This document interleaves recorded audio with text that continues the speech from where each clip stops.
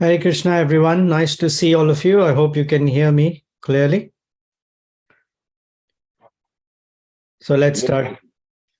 Om Ajnanaatimirandhasya Jnananjanashalakaya Chakshurunmilitam Yena Tasmai Shri Gurave Namaha Shri Chaitanya Manobhishtam Sthapitam Yena Bhutale Swayam Rupah Kada Mahyam Dadati Svapadantikam Vancha Kalpatarubhyascha Kripa Sindhubhya Evacha Patitanam Pavanebhyo Vaishnavebhyo Namo Namaha Shri Krishna Chaitanya Prabhu Nityananda Shri Advaita Gadadhara Srivasadi Gaura Bhakta Vrinda Hare Krishna Krishna Krishna Hare Hare Hare Rama Rama Rama Hare Hare Manojavam Marutatulya Vegam Jitendriyam Buddhimatam Varishtham Vatatmajam Vanarayotha Mukhyam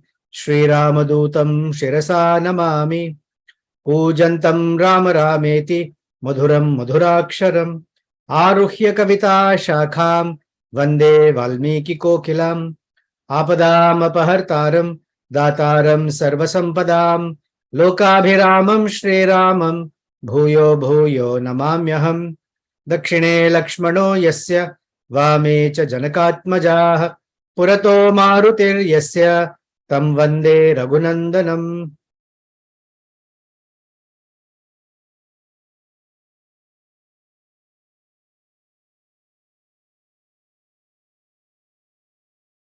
Welcome back. I am so excited to be with all of you.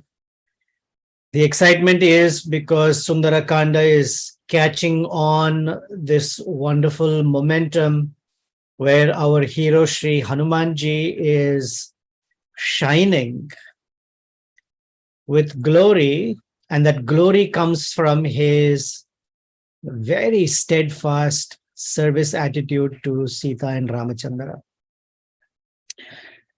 In this part of the narration, when I say Sita and Ramachandra, I'm speaking sort of retrospectively. But if you take it in the moment of things, he has not met Sita Devi yet. He has absolutely no idea how Sita Devi looks. He has no idea what her character is. But he has an idea to some degree because he sees this great Ramachandra, powerful Kshatriya, that finished Vali in one arrow, crying like an ordinary man who has lost his wife. So this picture doesn't fit well for Hanuman just yet. And so he is on this path in service to Sri Ramachandra exclusively. And he has with him this Angulika, the ring that Sri Ramachandra gave to deliver to Sita when he meets her. So as Hanumanji is moving through and overcoming all these obstacles, which we will hear one more today, behind in the back of our consciousness, for us and for him, it is very clear that the holy name of Sri Ramachandra is actually taking him over one obstacle to another, from one to another, and constantly being successful in being fixed in his service. Even Hanumanji thinks of himself that it is not my strength, it is the name of Sri Ramachandra, it is the service on behalf of Sri Ramachandra that is protecting me and carrying me successfully so far. So we heard how Hanumanji accepted the hospitality of Mainaka without actually fully sitting down, enjoying all the hospitality of great food and drink and relaxing. He touched the mountain gratefully and said, Pritosmi Kritam Atithyam.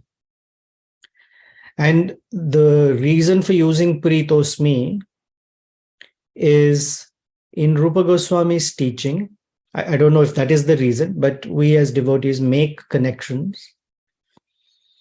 Rupa Goswami says that there are 6 exchanges by which there is affection between devotees. The word used by Rupa Goswami is Priti Lakshanam.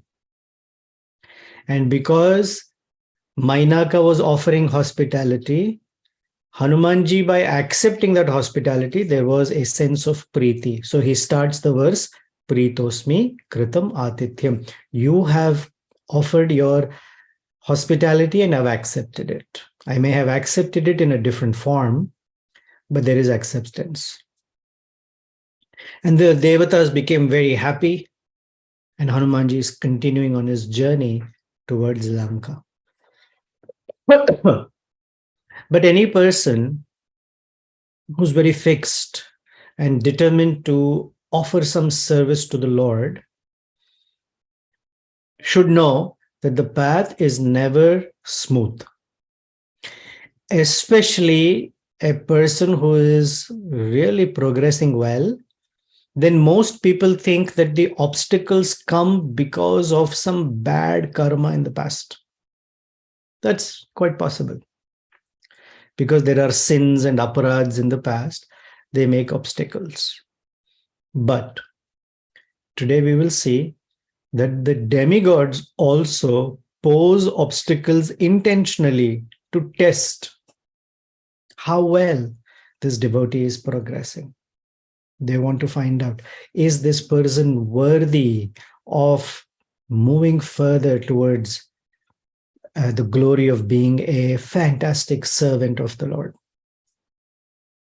So as Hanuman is flying, we are in 145th verse of Sundara Kanda, first chapter, and the verse begins, Tato Devaha Sa Gandharvaha Siddhascha Paramarishayaha Abruvan Surya Sankasham Surasam Nagamataram. The demigods, Devatas, along with the Gandharvas, the Siddhas, and all the great sages, they got together and became an examination panel. We all go through panel interviews. They got together and became a panel. They ganged up against Hanuman. And they spoke to Abruvan, Surya Sankasham Surasan. They spoke to Surasa, who was bright like the sun, and Nagamataram. She is the mother of the Nagas. And they told her, Ayam Vatatmajaha. This person is the son of Vayu. Shriman, a very, very glorious person, very endowed with great qualities. Palavate Sagaropari, he is flying over this or jumping over the ocean. Hanuman Namna, his name is Hanuman. Tasya Tvam Muhurtam Vignam Achara. So for a short while, we want you to cause an obstacle on his path. So one may wonder, what are the demigods up to? Why all the great sages? They should actually help. Yes, they are helping by making sure that Hanumanji is the fit servant for Sri Ramachandra. They're making sure that the entire universe will see. Actually, when great sages and demigods cause obstacles, it is for the world to see. Suppose they did not test and Hanuman was crossing the ocean. How will the world know that that is Hanuman? That is the great personality. And the great sages, everyone wants to be able to help Hanuman by making sure that his glories shine forth wonderfully. So they told Surasa, Rakshasa Rupam Asthaya. Take on the form of a Rakshasi. Sughoram, let it be very ghastly. Parvatopamam, may you become big like a mountain. Damstra Karalam, and let your teeth be sharp and scary and formidable. Pingaksham, let your eyes become brownish. Vaktram Kratva, Nabhasamam. May your body or your mouth open as wide as the sky. That means Hanuman cannot escape you in any way. And then they tell her their desire. Balam ichhamahe gyatum. Ichhamahe gyatum means we want to know. We are desirous of assessing. Balam, his strength. Bhuyascha, and also or additionally, parakramam, his valor. Literally, the word para akramam means to conquer the opponent. We want to see if he can conquer you. Tvam vijeshayati, will he be victorious over you? Va, or vishadam gamishyati, will he become sorrowful? Oh, such a big hurdle. What is this in my service? So many hurdles are there constantly. I'm not going to do this. You know what? I give up.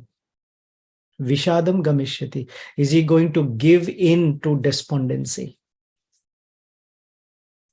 Krishna also put Arjuna in that test. That's why it's called Arjuna Vishada Yoga. Here Hanuman is being tested. Will he become despondent? Because there are challenges. What is this? I'm going on the Supreme Lord's service. I'm going for Sri Ramachandra's service. Why are there so many obstacles? Vishadam Gamishyati. Having said this, having been honored by the demigods and being deputed to perform this wonderful service, Samudra Madhye Surasa, in the middle of the ocean, Surasa got this massive, gigantic, gory form, Bibhrati Rakshasam Vapuhu, this body of a Rakshasi. And she looked gory, scary, very distorted form, and she was scary for anybody who saw her. And she came right on the path of Hanuman and spoke to him. And she said, Mama Bhakshaha, you are my food. And it's not just you. I have been told that you are my food. Aham tvam bhakshayishyami. I am going to eat you. Pravishedam mamananam. So enter my mouth. And who gave, and in fact Hanuman says, who told you? She says, Pradishta stvam Ishwarair Vanarar Shabaha. Ishwarair, all the great lords of the universe, Pradishtam, have ordered so.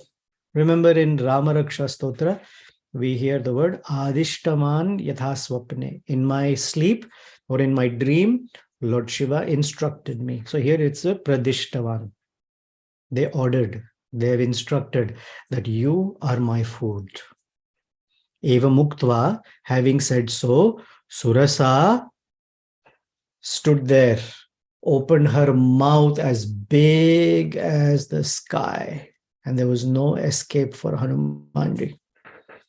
And Hanuman, as soon as he saw her, Eva Muktva, Surasa, Hanuman folded his hands. Pranjalir Vanara Rishabha. The best of the monkeys immediately folded his hands. And Prahrishta Vadanaha Shriman, with a very pleasing, smiling face, this wonderful Hanuman Shriman, Vachanam Abravit, said or spoke to Surasa. We'll go through why all these words are used for Hanuman, Shriman. Although he's facing a challenge, Valmiki is calling him Shriman. Shriman means one who is blessed with Shri, one who's blessed by Shri, the goddess, the consort of the Lord. That means all of the required qualities are going to manifest in Hanuman to help him overcome his difficulty. And he says, this is the wonderful part of Hanuman. As soon as Surasa came in front of him, he says, Ramo Dasharathir Nama Pravishta Dandakavanam. there is a person called Rama who's the son of Dasharatha. He entered Dandaka, and not alone. Lakshmanena Saha Bhrata, along with his brother Lakshmana. Vaidehya cha Bharyaya, and Vaidehi, his wife. So what does Hanuman do? As soon as there is a difficulty, he begins narration of Ramayana. So he's teaching us any difficulty, any challenge, any situation, recite Ramayana. Pick up any aspect of Ramayana and let the consciousness go to the Katha of Sri Ramachandra. And that Katha must include Lakshmana and Sita also, obviously. There's no story of Ramachandra without his associates. And he says, while they were in the forest, this wonderful wife, glorious wife, Sita Devi, was abducted by Ravana. Because Rakshasas and the human beings have a very deep-rooted animosity. Plus, Ramachandra had killed Khara, Dushana, Trishara, and 14,000 Rakshasas. So Ravana was in this vengeful mood. So I am now going as a messenger of Sri Ramachandra. Tasyaha sakshat duto aham gamishye. I, as a messenger, I'm going Rama Shasanat on an instruction of Ramachandra. In fact, Surasa Devi, you should also help Sri Ramachandra's mission. Why? Because you're a resident of his kingdom. Sahyan Vishayavasini. You are residing in the ocean, which is also Ramachandra's kingdom. So you should help. Instead of offering an obstacle, you should help.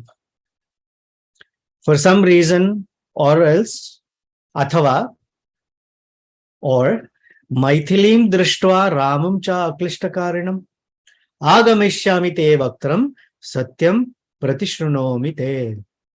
Please hear carefully. I am making a vow, Pratishrunomi, a vow that you can hear. Why in initiation ceremonies, we are asked to make our vows loudly so everyone can hear. It's not just in the mind you accept. Pratishrunomi, because once you put the word out, it is spoken and it is like stamped. Because everyone can say, you made that vow. Yes, we heard you. You made that vow. So Pratishrunomi te, please hear. What is it? Maithilim Drashtva Ramam Cha Aklishtakaarinam. When I am performing this activity for Lord Ramachandra and when I see Sita Devi and they have been united, I convey back to Ramachandra about Sita Devi, Agamishyami te vaktam. I personally, on my own, will come and enter your mouth and you can eat me. This is my promise. Hanumanji doesn't care for his own life. He cares for his life as long as he is in service. He's carrying out a service. So he says, no, please wait. Let me finish this. Then I will come. And I promise you that I will come. This is the word of a great person. When Surasa heard this, and she is a person who can take on any form she wants at her own free will, she said, no, you cannot cross because I have been given a boon by Lord Brahma himself that anyone who comes this way, I can decide and they will be my food. So this great Surasa, the mother of the serpents, then challenged Hanuman. He said, Pravishya vadanam me adya, enter my mouth right now. Gantavyam vanarottama, vara esha pura datto mama dhatreti satvaraha. The great Brahma gave me this boon or blessing that I can, in the middle of the ocean, wherever open my mouth and whoever is in front of me has to enter my mouth. And I'm using this phrase, enter the mouth, multiple times because you will see what happens. So then she stood in front of him with her mouth nice and widely open. Then Hanuman, while he's flying, told Surasa, oh, really? Okay, then open your mouth wide enough to hold me. So when Surasa was provoked like that, she opened her mouth almost 10 yojanas, Valmiki says. Then Hanuman suddenly increased his size to 20 yojanas.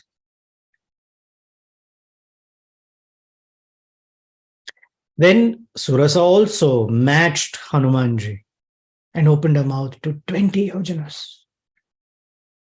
Then Hanuman expanded his size to 30 yojanas. She matched him 40, 50, 60, 70, 80, 90. They looked like these massive, massive persons in the middle of the ocean. And Hanuman was very, very intelligent because the sages want to know, is he intelligent? Because they asked Surasa, Upayena Vijayashyati, is he going to win over you with some intelligent strategy?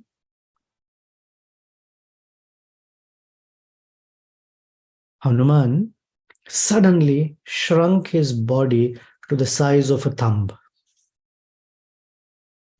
Now, you can try if you like, your video is off anyway. Open your mouth as wide as you can and see if your eyes close. Now, because I said, let's see if your eyes close, you may force your eyes to be open, but naturally when you outstretch your mouth, your cheeks will force your eyes to close. So when Surasa opened her mouth as wide as 100 yojanas, her eyes closed for a moment, and Hanuman, in that very fraction of a second, became the size of a thumb and swiftly entered her mouth. And he said, Pravishtospmi he te vaktram, dakshayani namostute, gamishye yatra vaidehi, satyam chasid dvarastava. He said, oh, Dakshayani. Dakshayani is the reference to the daughter of the great Daksha. He says, Pravishtosmi, I am entering your mouth and made sure that the promise given to you by Lord Brahma has been fulfilled. But allow me, Gamishye yatra vaidehi. But I am going on my mission to find Sita Devi. Please give me your blessings. When Surasa, by the time she closed her mouth and realized all this, Hanuman had already set out. And Valmiki says, he was like the moon released by Rahu. Then Surasa assumed her true form as Nagamata. And she gave him her blessings. Artha Siddhye Harisreshta. Oh, the best of monkeys. Artha Siddhye. May your endeavor become successful. May there be Siddhi in your purpose. Artha Siddhye. Gacha Saumya Yatha Sukham. Please go and go happily without any worries. This phrase Gacha Saumya Yatha Sukham comes in Ramayana multiple times. When Sumitra told Lakshmana to go to the forest, she told him Gacha Saumya Yatha Sukham. Saumya, because in all of this, Hanuman was very gentle with her. He first met her like this. He entered her mouth and he said, Dakshayani namostute. I am offering. Hanuman was able to see that behind that Rakshasi Rupa was the actual Nagamata. And these Nagas, this is my appreciation, that these Nagas were so happy with Hanumanji that much later, when Hanuman's brother Bhima was poisoned by Duryodhana, the Nagas took Bhima to Nagaloka and provided an antidote to that poison, which made Bhima not weak, but 100 times more powerful than he already was. And as an honor, he got married to Ulupi. And so this is the great story of how Bhima was wonderfully rescued by the Nagas. So then she says, Samanayasva, please bring Sita and Ramachandra together. Vaidehim Raghavena Mahatmana. Oh, great Mahatma, great soul Hanuman, please bring back Ramachandra and Sita Devi together. And Valmiki says, now we have witnessed Hanuman achieve something fantastic for the third time. Tat Tritiyam Hanumato Drashtva Karma Sudushkaram. We have witnessed Hanuman do something for the third time. Dushkaram, very difficult to achieve. And all the sages, the Gandharvas, the Siddhas, the demigods who are in the sky, observing all of this, how Hanuman fares in his test, said, Sadhu, Sadhu, iti bhutani. They said, all these persons. And they said, Prashashamsa, they blessed him. Well done, well done. And then Hanuman rose above the invincible ocean and was continuing at the speed of Garuda. Now one may ask, when Surasa and Hanuman were competing and their sizes became so big and Hanuman became 100 yojanas, he could have just stepped into Lanka. Why fly? So there are different commentators and acharyas who have different views on it. So one view is this idea of increasing size up to 100 yojanas is a poetic way to explain how they were competing to oversize each other. So it's not to be taken literally. Another commentator says that even if you take it literally, Hanuman, who's going in as a messenger of Lord Ramachandra, is on an espionage mission. And spies don't make grand entries because they will alert the enemy. He's on a reconnaissance mission. He wants to search for Sita Devi. So immediately we'll hear again when he crosses the next hurdle, which is coming up next Saturday, he takes on a very small size. Valmiki says the size of a cat. And cats are very stealthy. You cannot hear them. So he takes on a small size and enters Lanka. He wants to go in at a very, very secretively. First, he has to search for Sita Devi. Not that his own strength is any less, but he doesn't know where Sita Devi is. So he needs to go stealthily. That's why he did not just step into Lanka in this mighty size. So that's this obstacle. So let's look at some reflection, some things to consider, because I narrated intentionally certain shlokas because they have a lot of meaning in them. So then, first is when the demigods, the Siddhas, Gandharvas, sages, all met Surasa, they said to her, Tvam muhurtam vignam achara. Please put an obstacle on Hanuman's path. So one reason is the demigods wanted to know Okay, Hanuman very nicely said no to Mainaka's hospitality. So he's a good guy. Is he just a nice guy or does he have real capabilities? Any leadership discussion, when it is conducted, they say that a good leader is measured on at least two dimensions. One dimension is called character.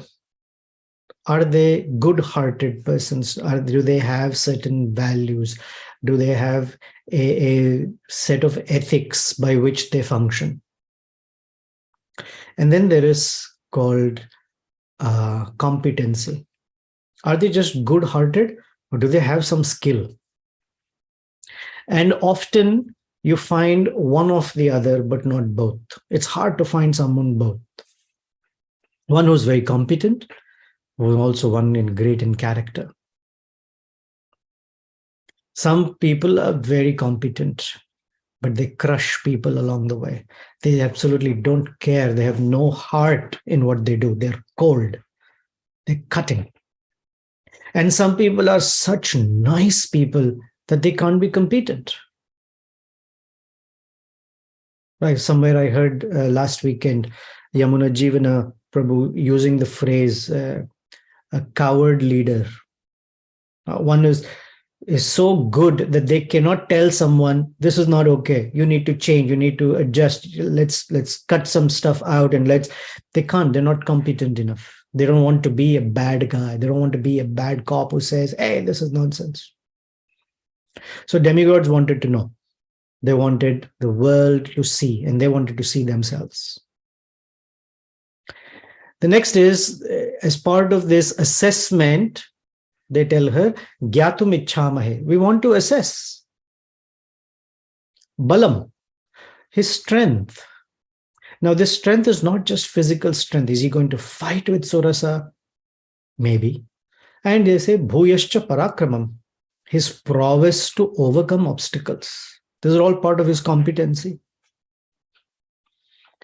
And we want to see if he can think behind this brawny body. Are there any brains?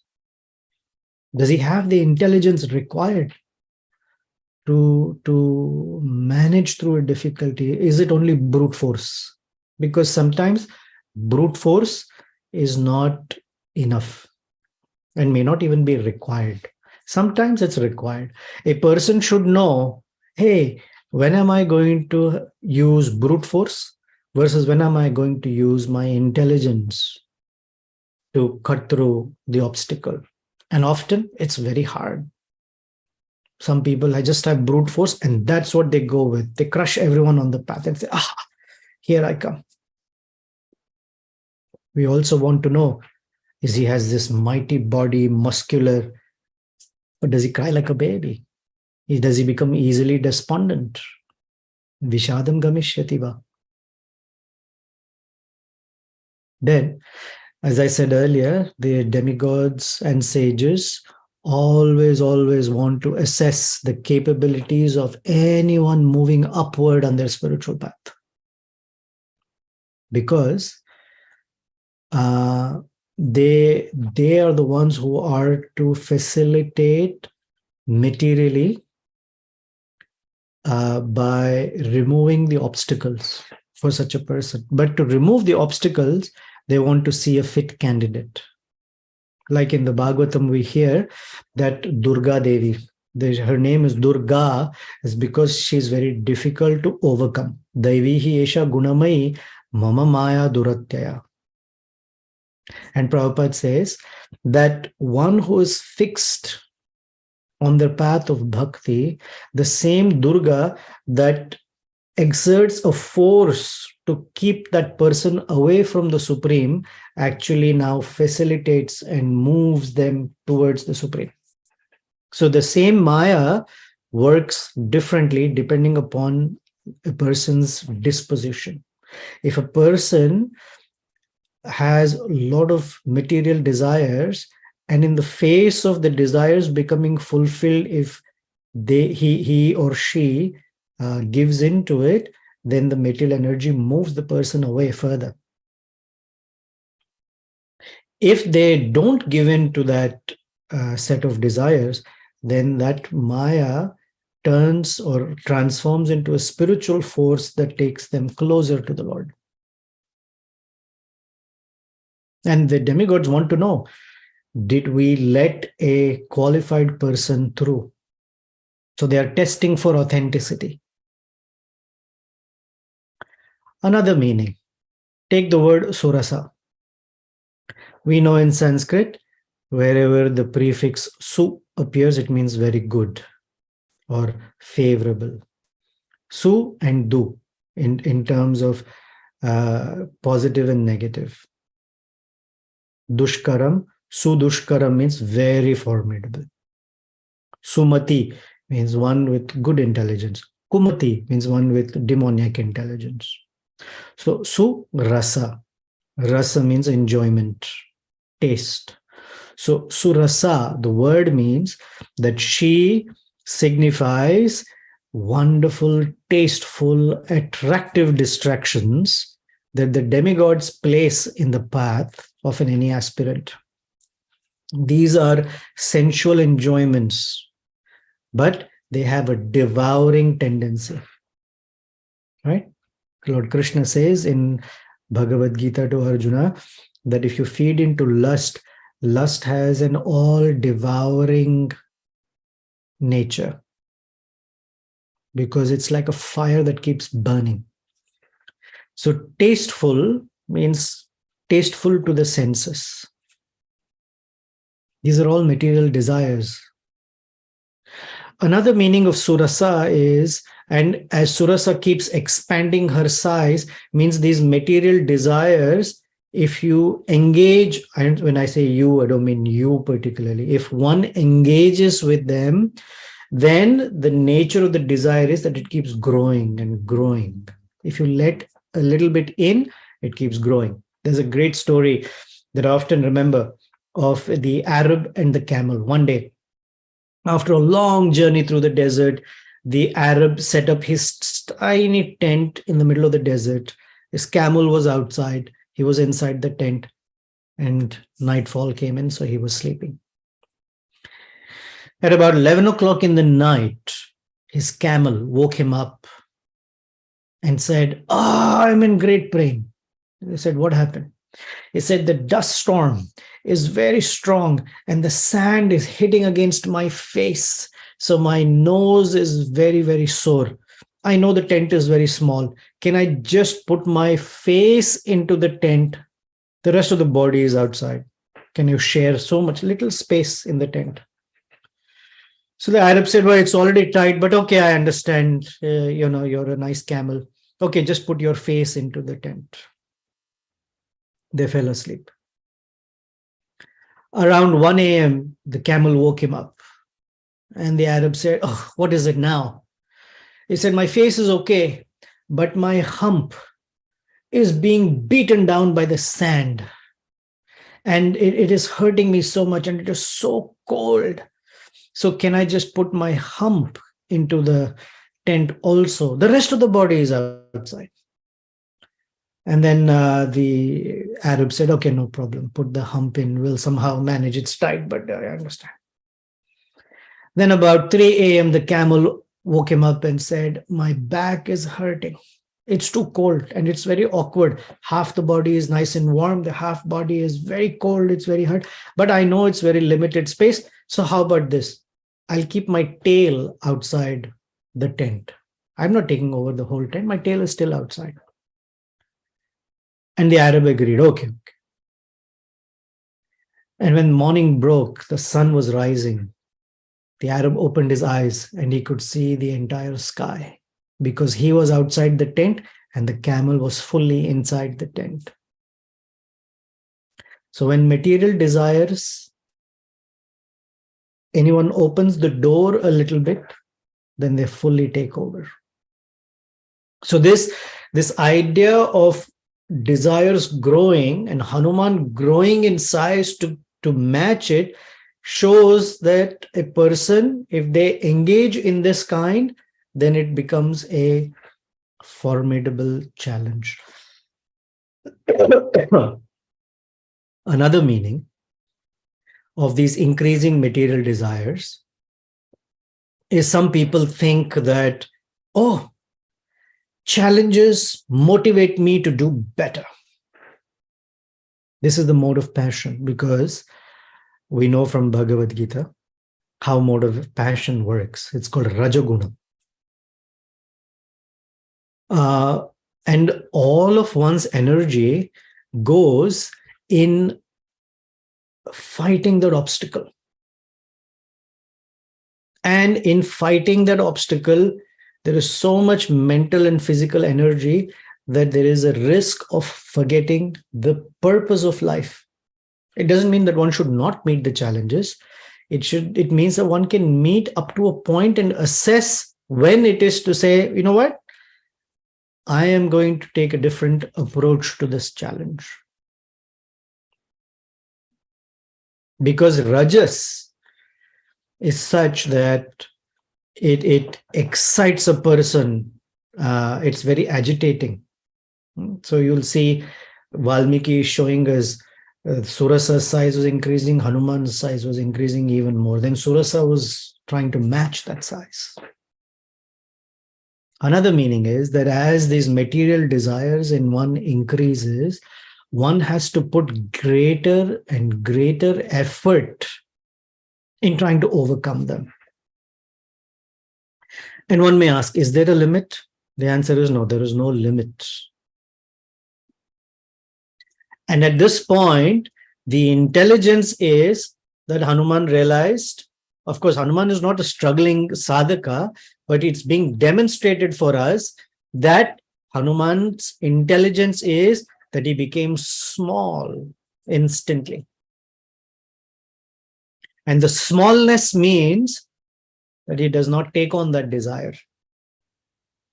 Another meaning is that all challenges can be overcome simply by humility, as described by this smallness. From 100 yojanas, he became as small as a thumb. Smallness does not mean lack of self-confidence. Smallness means in relation to the Supreme Lord, I am very small and only the Lord can carry me through. So Hanuman overcame this obstacle through humility and not competition. Competition is ego clash. Oh, you're bigger, I can become bigger. So passion is countered by humility. Complacency is countered by rejection. Passion is countered by humility and not by confronting it. This oh really mentality is to be avoided, is how humiliation. Oh really is, oh, you'll do this, let me show you how I will respond back. People get into this word match. Sometimes they get into a match of skill. Sometimes they get into a match of outskilling each other, outdoing each other. Oh, you decorated the altar with 10 flowers. I will show you, I'll do 40 flowers. This way, that way, whatever it is, this outdoing mentality. It looks like seva, but it is mostly bhoga. We know the story of Rupa Goswami, such a scholar sitting in Vrindavan. And this great, great personality, Rup Narayan, came to Vrindavan because he heard Rupa Goswami is there. And he said, I want to challenge you. Because when I get a certificate that I have defeated you, the whole world will respect me. Are you ready? Now, Rupa Goswami could have crushed him in a moment's time. What did Rupa Goswami say? You want a certificate? Show me the paper. I will sign it. Thank you. Goodbye. It's not worth it. It's not worth getting into these kinds of things with you. New reflection. Prahrashta Vadana Shriman Vachanam Abravit. Hanuman spoke with a pleasing smile on his face. When Suracha challenged him, Hanuman maintained this really mode of goodness mentality. Because when passion comes hitting and very, very strongly, if one is fixed in goodness, then one's intelligence can activate. And so prahrishta vadana means he had a smiling countenance. Because in competition, smile goes away. You get the grin of winning. So we hear from Bhagavad Gita, goodness is pleasing, it's reflective. Passion is agitating. Another lesson, doesn't matter what circumstance of life it is, doesn't matter what challenge it is, doesn't matter how big the difficulty is, Sri Ram Katha brings the person back on the focus of the ultimate goal. A lot of people get challenged by anartha nivriti. We get punched in the face. We get punched in the pit of the stomach because anarthas deal a very hard blow. And we may become defeatist sometimes. But the solution is always, always Ram Katha. Because that brings focus of what's the ultimate goal. And once we have an idea of goal, then we can overcome the difficulties. May take time, may take intelligence, may take support, may take strategies, may take whatever. But at least there is hope. So that's the internal disposition by which one should meet a challenge or meet another challenger. Here Hanuman's disposition is smile on the face, Pranjalir Vanara Rishabha. The best of the monkeys is with his folded hands in respect. Why? Because he's remembering Sri Ramachandra. He's remembering his seva, the purpose for which he's there. And he's not facing off with an opponent. Oh, Surasa Devi. Now, he's also uplifting her by the wonderful sound vibration of Sri Ramachandra's name, Sri Sita's name, Lakshmana's name, and their activities. So Ram Katha removes competitiveness. Even the enemy sends good wishes your way. Even the so-called opponent or challenger will have their guards down, because that's the power of Ram Katha. Whenever two people or two parties get together because they have to argue out something and come to a conclusion, then always the lesson Hanuman is giving us is it's not about who is right, it's not about winning, it's about uplifting. And so in such a debate or challenge or confrontation or conflict, when it is imbued with Ram Katha, solutions will be satisfactory to both parties. And then finally she said, Pravishya Vadanam me adya, right now enter my mouth. So Hanuman's intelligence was so sharp that in the middle of all of this size expansion and facing off, and by the way, he's not standing, he's flying. This is all happening while he's flying. And massive sizes, they're not some tiny, insects, big mammoth sizes.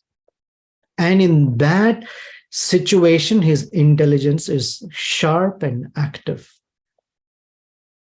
I know when I'm going through something, I can't think that fast. It comes later to me. Oh, I could have said that. I could have done this. Oh, I didn't think about it. Here is thinking. We can't even say thinking on his feet because his feet are not planted on the ground. So Hanuman showed his intelligence by becoming very small, entering her mouth and swiftly coming out. So the sages had said, Upayena Vijeshyati. Yes, of course. He preserved Lord Brahma's boon to Surasa. He did not violate that. But he also did not violate his own vow to Lord Ramachandra. And he fulfilled Surasa's words, he fulfilled his purpose, and he moved on. Now, the sages wanted to know Balam and Parakramam. Hanuman showed his strength by increasing in size. And it's not like there was a limit. As Surasa's mouth was opening wider and wider, Hanuman's size was growing bigger and bigger. So he passed that test of physical strength and also unlimited physical strength. But he also showed that the real strength is in not engaging with Surasa. For a strong person, self-control requires more strength than letting loose. Sometimes we think to restrain requires more strength than to let go. When I say let go, means let go that strength and be this brutish. It actually takes a lot more strength to curb it. I have a prayer that I heard many years ago, and it's been a fantastic resource. I first heard about it in Bhakti Tirth Maharaj's book and class, and later I researched. There's a guy called, or a poet called Reinhold Niebuhr, who was a Lutheran theologist or theologian between 1892 and 1971. And he wrote what he called the Serenity Prayer. And it's a fantastic prayer. You can Google it, or I'll send it on the WhatsApp group. His prayer goes, God, grant me the serenity to accept things I cannot change, the courage to change the things I can, and the wisdom to know the difference. Lovely prayer. I'll read it again. God, grant me the serenity to accept the things I cannot change, the courage to change the things I can, and the wisdom to know the difference. Some things are beyond our control, we cannot change. Some things we can change. How do we know? We need the wisdom. And that is what the demigods wanted to know. Did Hanuman have the wisdom to know when to face off and when not to? Now, for Hanuman, another lesson is, for Hanuman, service is greater than his own life. He was willing to give it up to Surasa, but only after fulfilling his promise to Sri Ramachandra. So I have a question for all of you. As soon as I finish speaking, I'd like to see if you answer this question. Where, up until now, did Hanuman make a promise that he will not stop? Because he tells Surasa, I cannot stop. I made a promise. So where did he make that promise? Coming up soon. Hanuman's strength, intelligence, commitment, God was so great that it got praise even from his opponent, Surasa Devi. Not only got praise, she gave him her blessings to fulfill his mission. That is the power of Ram Katha and being fixed in Ram Seva. She says, Artha Siddhyai Harishreshta Gacha Saumya Yatha Sukham Samanayasva Vaidehim Raghavena Mahatmana. Oh Mahatma, you're great. Vaidehim Raghavena Samanayasva. Please, Anayasva means to bring or to unite. Bring Vaidehi to unite with Ramachandra. And in that, Artha Siddhe, may your purpose be accomplished. Lovely, lovely, lovely lessons. So let's see, where did Hanuman promise that he will not stop? Any suggestions or answers from our audience here?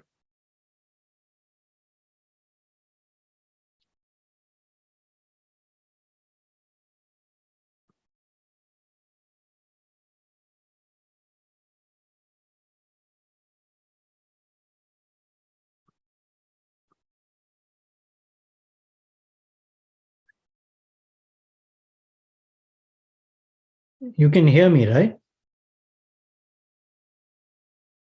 You don't have to worry about being correct. The reason for posing the question is more to spark discussion. Don't worry about being right or wrong. Who knows whether I'm right or wrong, but just let's talk. Prabhu, could you please repeat one more time? You want the question one more time? Yes, Prabhu. Where, up until now, did Hanuman make a promise that says, I will not stop on my way to Lanka? I will not stop. Because he tells Surasa, I made a promise. Okay, someone texted. I'm not good at reading text here, but let me see. Okay.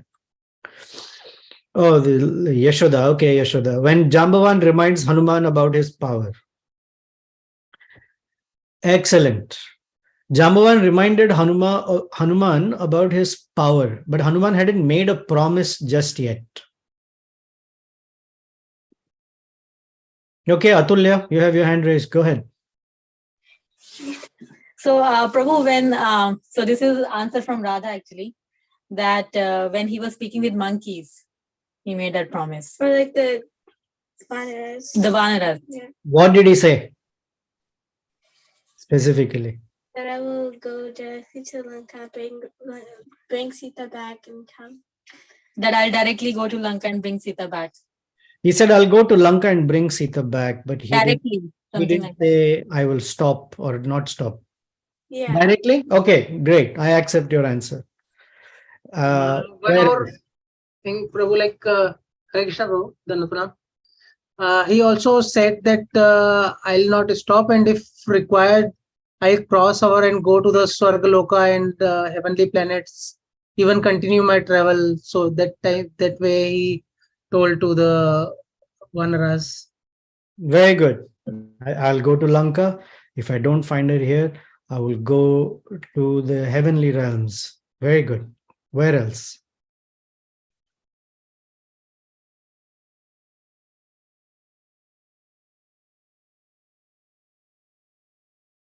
The famous shloka about being an instrument of Sri Ramachandra. Hare Krishna Prabhu. Yes, Haribol. Dhanavad Pranam Prabhu. He says that I'll just go as an arrow of Lord Rama. Yes. Yatha Raghava Nirmukta Shara Swasana Vikrama Gachet. When Ramachandra releases an arrow, the arrow doesn't pause, stop, think about it, and then continue. It has this, it keeps going. That is the pratigya, the promise that he makes. After telling everyone, I will go, he says, I will go like an arrow released by Ramachandra. And that cannot be stopped by anyone. Very good. Thank you. All right. Any questions, comments, thoughts, challenges? I'm already ready.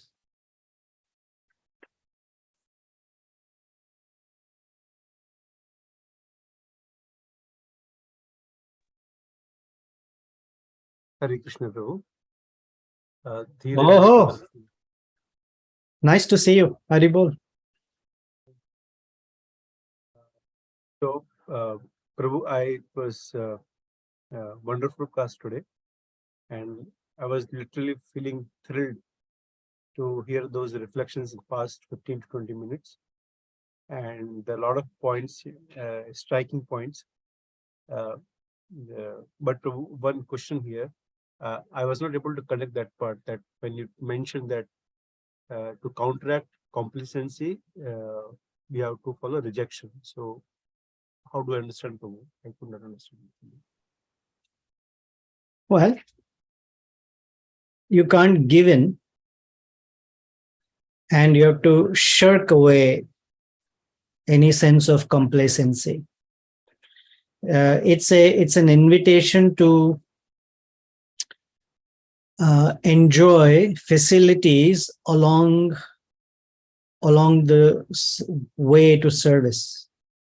Now, the wrong way to apply this is to reject hospitality of the devotees.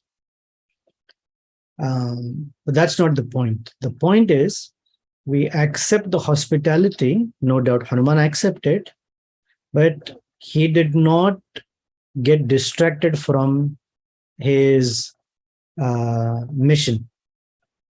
There's an ultimate purpose. Complacency is where one allows for consciously and deliberately being distracted. It's okay. What is the rush? Jaldi kya hai? And that kind of mentality, if it sets in, then it not only slows a person down, it can perhaps even say, well, the purpose of life is not necessarily to be fulfilled right now. That one should shirk away to confront it. That's what I meant. Got it. Thank you so much. I'm sorry, you said but something? No, I got it, Prabhu. Thank you so much.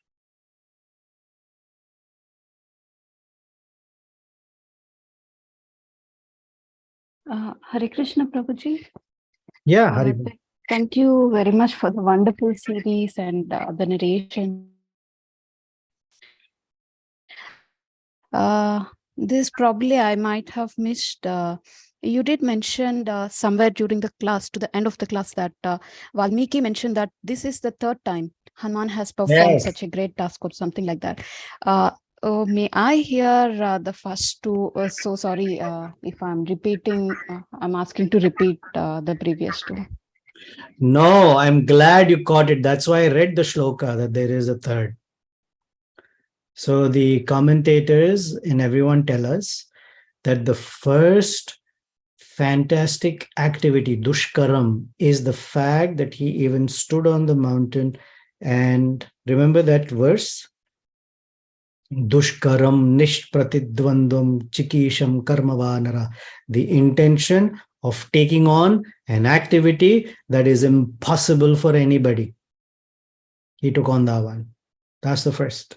The intention itself that I will take on such a challenge for Lord Ramachandra. That's the first. Second was Mainaka. Third is Surasa.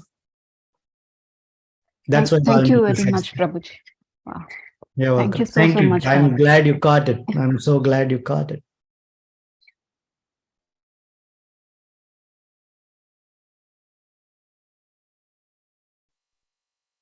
Hare Krishna, Prabhu. Yeah, Haribol. Prabhuji, you were mentioning about like mode of goodness is very pleasing, whereas the mode of passion agitates the other person.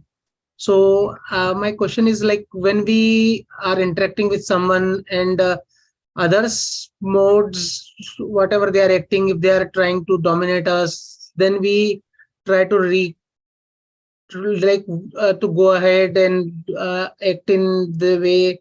So we are not able to keep the mode of goodness, but still we also go in the mode of passion or mode of fighting or those things. So what will be the antidote, or how can we keep our calm and instead of going with them in the flow, take a pause and respond in a better way? Hanuman was Pranjali. You may not necessarily do like that at your workplace or wherever the situation might be, but internal disposition was, I don't want to get into this space. I don't want to be this challenging, confronting. I can notice mode of passion rising within me. Stay in goodness. And the way to establish goodness is to remember the Supreme Lord Sri Ramachandra, Sita Devi, Lakshmana, to remember Ram Katha, to fix oneself in Ram Katha. I mean, it's easier for me to say. Tomorrow I may not be able to do it, but that's the practice. The practice is to remember it and practice it, such that it becomes sadhana. Vaidhi sadhana becomes raga sadhana. It becomes spontaneous. But without practice, it won't come. It has to be, we have to be aware in the situation. The moment things go and there is the sense of competition, immediately our whole body and mind and the subtle body, everything becomes agitated. And as soon as something from goodness gets into passion, before we can even think, guess what's the next coming up? Ignorance, tamas. Tamas means destruction, destructive words, destructive behavior, destructive thoughts, and things move from there and things just break down. So goodness is pleasing and reflective, passion is agitating, tamas is destructive. Dhyayato vishayan pumsam sangasteshu upajayate. That's the whole series given by Krishna in Bhagavad Gita. So at any point, remember the camel and the Arab, one gives in to a lower mode and that's it, they take away. Therefore, Krishna says, Kamesha, Krodesha, Rajoguna Samudbhava. As soon as Rajoguna comes in, Tamaguna is waiting right there. Even without invitation will come.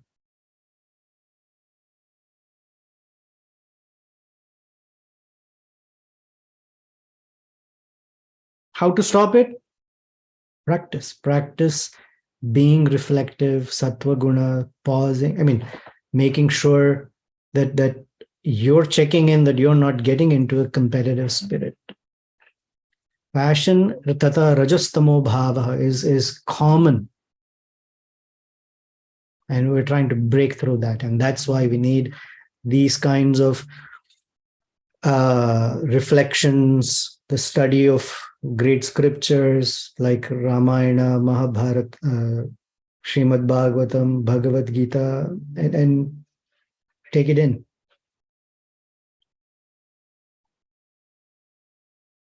Is that satisfying, Prabhu? Thank you very much, Prabhuji. Hare Krishna. Yes, Prabhu. Thank you.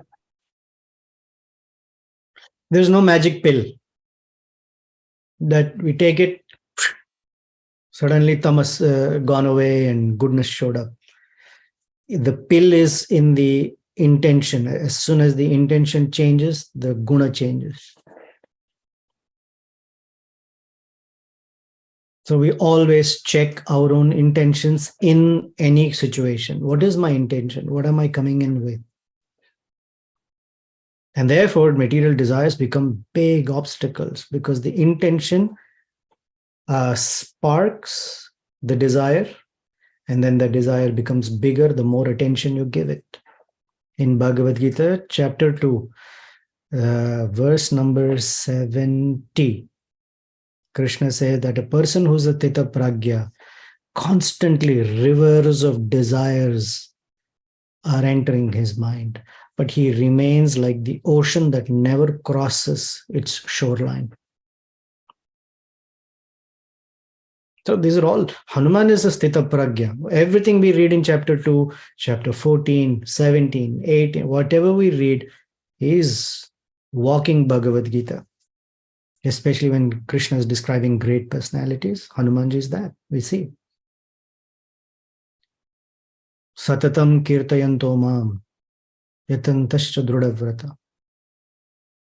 Plus, Krishna says, I give him intelligence of how to come to me. All of this intelligence is being tested. And as the verse says, Hanuman is repeating Ramayana to Surasa. I can go on, but let's see if there's any other question or comment or thought.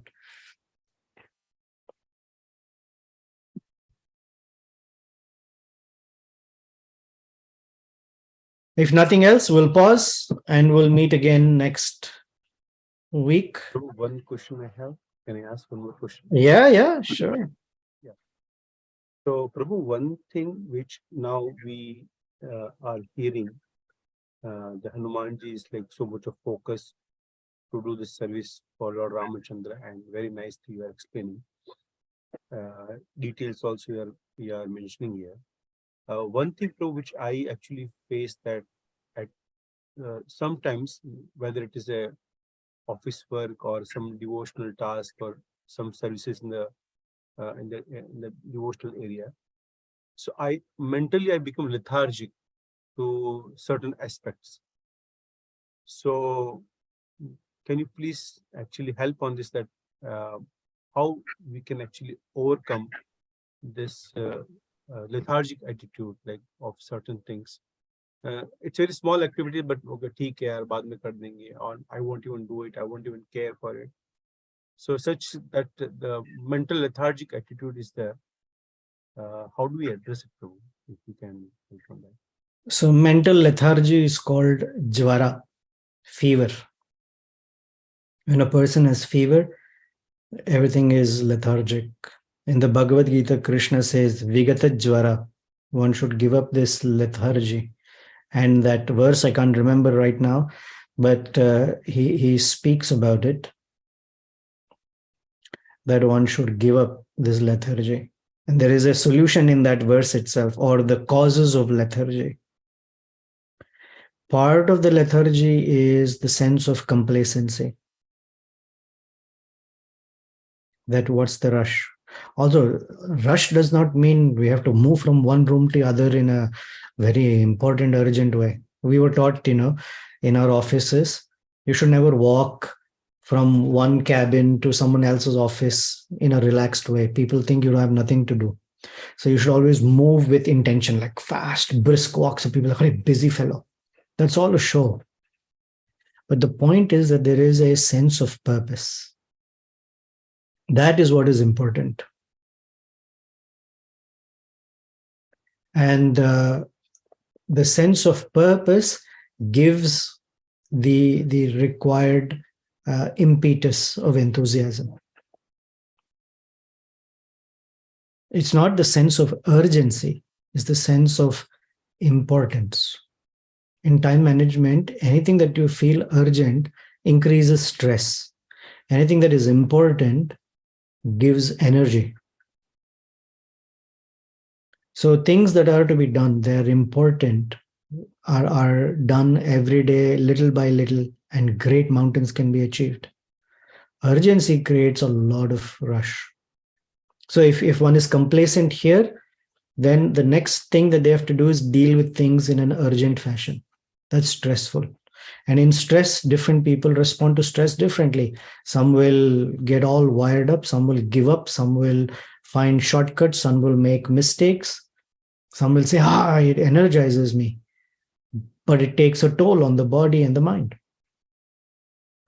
So enthusiasm is not bursts of energy, but a constant supply of energy. So an efficient system. And so it requires a person to sit back and consider, what are the situations in which I become lethargic? What is it? What is it that triggers that lethargy? And a lot is sitting in terms of insight in that consideration of what is it that triggers my lethargy. It can be physical, it can be mental, it can be circumstances, a certain environment. All of that one needs to assess. Okay? Akhiladhara Prabhu shared the verse. Mai sarvani karmani sannasya adhyatma chetasa nirashir nirmamo bhutva yudhyasva vigatajvara. See the verse? Yudhyasva. Fight. Vigatajvara. Give up this lethargy, he says. And then he gives all the required things. Mai sarvani karmani. Change the disposition that all activities are meant for offering to me. And then he says, or the other way is, Mai sarvani karmani sanyasya. You give up other activities, or give up the idea that the activities have some other purpose. Put all activities as activities unto me. And so Krishna says the same in 9th chapter. Yat shnoti, yat ashnashi, yat judoshi, dadasi, yat tat kurushva madarpanam. He says, adhyatma chetasa.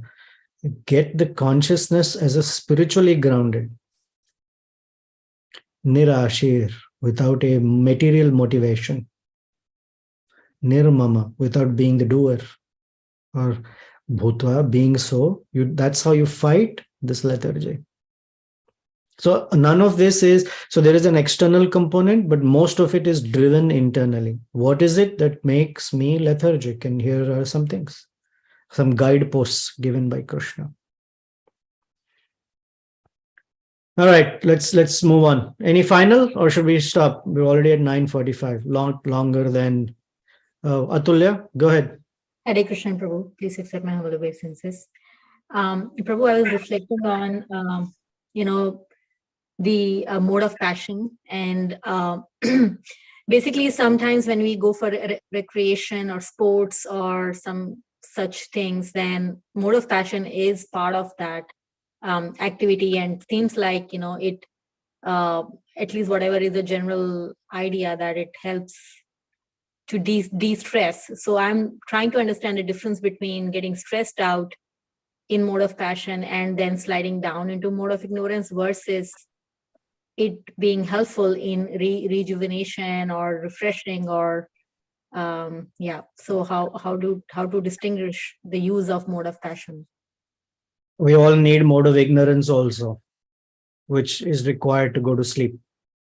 So naturally, in a day, the way it is designed is the morning is sattva time, afternoon is rajas time, evening is tama time, and all there, it's there in nature. We are not saying that the gunas are bad, but the mismatch of intention and guna, that is where is the problem. So in a sporting activity, that passion is required. Without passion, you cannot be sportive. You can't go with goodness and say, you know what, you're on that team, I'm on this team. I'm not going to hit the tennis ball to the other side of the net because then there is no fun in the game. There's passion. But what's important is, what is the passion feeding? Why? When are we invoking passion and when are we invoking goodness? That's important. The gunas, if one doesn't have their intention clear, then the gunas take over.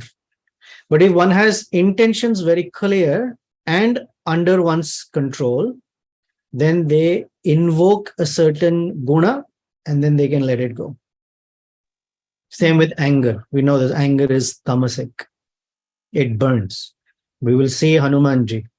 He will invoke anger, burn Lanka, and get rid of it. So anger itself is not a problem. Whether one invokes it or whether one is consumed by it is the difference. That depends on the intention. Does one have a hold on the intention always versus does one let it go?